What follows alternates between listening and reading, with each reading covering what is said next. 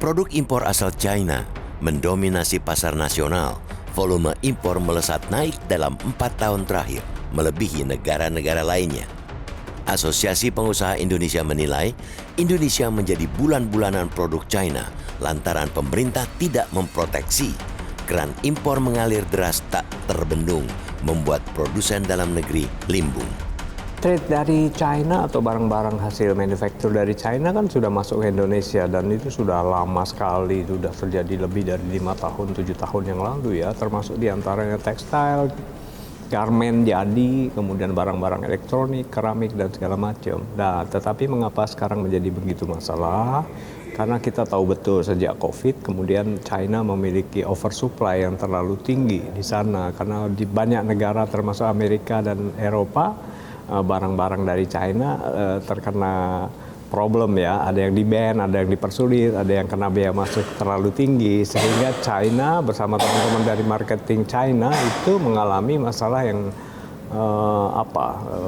tidak bisa mendistribusikan lagi barang-barang mereka ke situ. Nah, mereka mengarahkan ke salah satunya Indonesia. Nah, ini yang menarik. Mengapa ke Indonesia? Karena Indonesia ini dikenal sangat mudah dan sangat permisif untuk barang-barang masuk dari produk-produk Tiongkok karena kebijakan politik kita.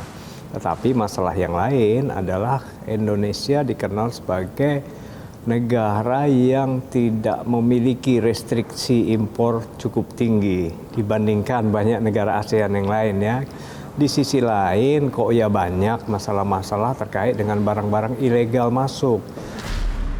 Gempuran produk murah China juga berdampak pada bisnis retail modern.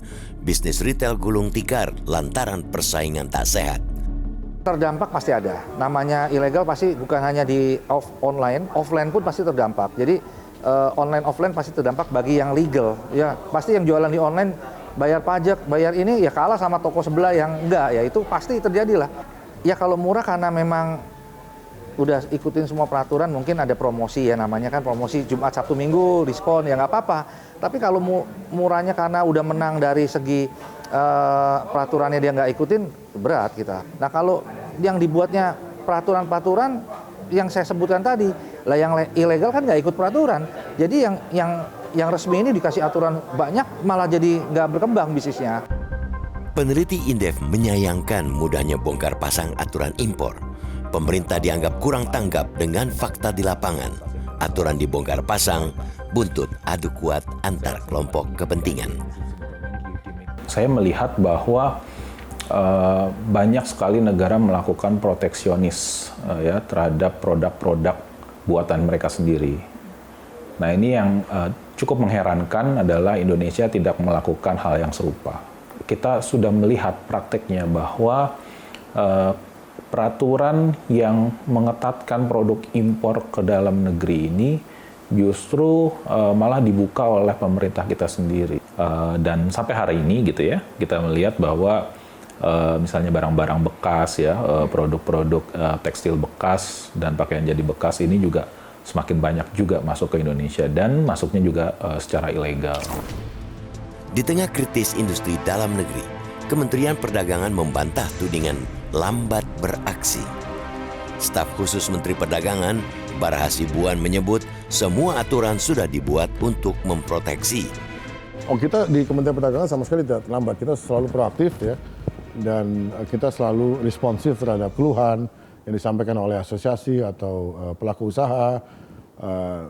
Kita juga selama ini sering menerapkan bea masuk, misalnya untuk tekstil, komoditi tekstil ya, bea masuk pengamanan itu kita juga sering terapkan gitu. Tapi memang masalahnya bukan hanya di situ, masalah solusinya terhadap masifnya barang-barang import itu dan kemudian memukul industri lokal ya, banyak pabrik garment yang mati, itu bukan hanya soal bea masuk saja, bukan hanya soal pembatasan secara legal yang bisa kita lakukan di sini adalah dengan menerapkan bea masuk dan bea anti dumping, tapi juga beredarnya barang-barang import ilegal itu yang sekarang ini kita harapkan dengan adanya Satgas ini bisa kita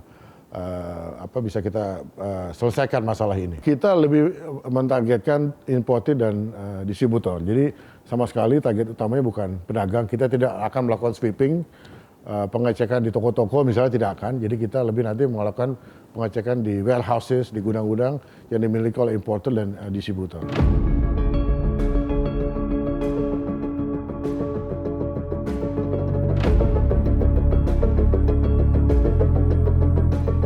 Sederet aturan impor sebenarnya sudah dibuat. Direktorat Jenderal Bea Cukai menjadi garda pertama benteng produk impor ilegal. Kalau saja pengawasan dan hukum benar-benar ditegakkan, mestinya tidak ada impor ilegal membanjiri pasar. Namun kita bisa apa kalau aparat turut sibuk bermain mata, berdagang aturan?